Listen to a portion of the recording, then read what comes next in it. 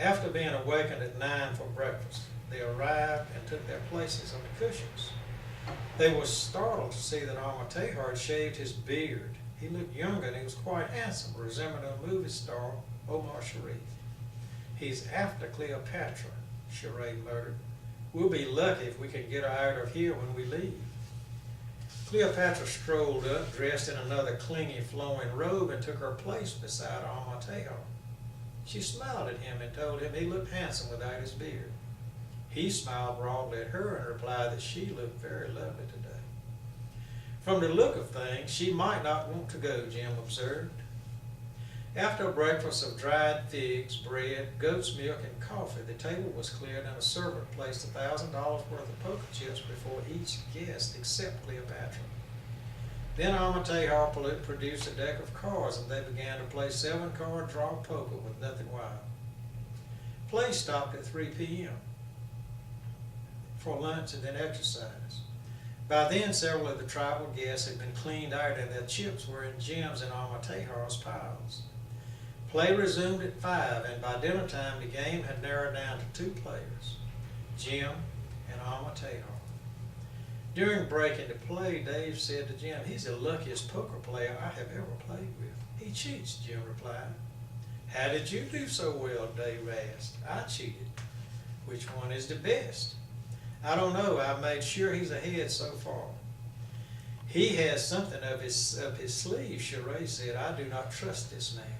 "Neither do I," Dave agreed. Play resumed at 11 p.m. At midnight, Almatejar stopped play and ordered coffee for all. Although the game was over for them, the tribesmen continued sitting dutifully at their places watching the game. "We seem to be evenly matched, Mr. Travis," Almatejar said. "We seem to be," Jim agreed. "What say we forget these valueless piles of chips and raise the ante a bit?" "You've got the deal," Jim replied. "You can call any game you like." Almatejar whispered to the man who had met them at the gate when they arrived 2 days ago. The man left and returned, followed by a young tribal girl dressed in a robe similar to the one Cleopatra was wearing.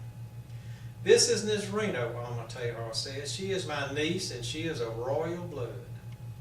Nisrino removed her shawl and revealed that she was a dark-eyed beauty with a lovely face. Dave guessed she was 19. "Is she not lovely?" Almatejar asked Jim. "She is very pretty," Jim agreed. "We will play 7-card draw," Almatejar said with a serious expression. "I will deal first. After I shuffle, you may cut the deck before I deal. We will keep either 3 or 4 of the cards that I deal. Then you will shuffle and I will cut the cards. You will deal the remaining cards." He paused. "The wager is this. If you win, the beautiful Nisrino becomes your wife. You will take her with you and do with her what you will." He paused again, looked Dave in the eye, and then he dropped the bomb. "If I win, Cleopatra is mine." Cleopatra's jaw dropped. She tried to get up from her seat, but the robe man prevented her from rising. She stared speechless as Almatejar as he coolly and expertly shuffled the cards and passed them to Jim to cut. Jim tapped them without cutting them. Then Almatejar dealt 7 cards. They checked their hands. Almatejar threw out 3. Jim threw out 4. Almatejar passed the deck to Jim to shuffle. Jim shuffled clumsily, dropping a couple of cards out, face up. Both Dave and Almatejar noticed that Jim and thought Jim was nervous. Not a good sign, Dave thought. Cleopatra was staring into the distance. Jim finished the shuffle and passed it to Almatejar to cut.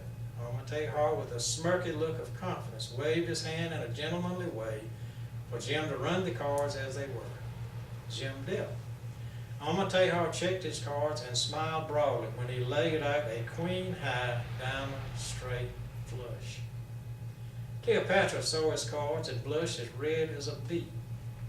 Jim fumbled a bit, looked at his hand, and rearranged them a couple of times. The tension was unbearable by the time he laid out a royal flush in hearts. The smile left Almatejar's lips. He rose without a word and left the courtyard. Nisrino looked shocked, and the other tribesmen quietly arose and left. Cleopatra regained her composure and tried to comfort Miss Reno. Dave, Jim, and Sheree were trying hard not to yell and celebrate. "That was slick," Dave whispered to Jim and patted him on the back.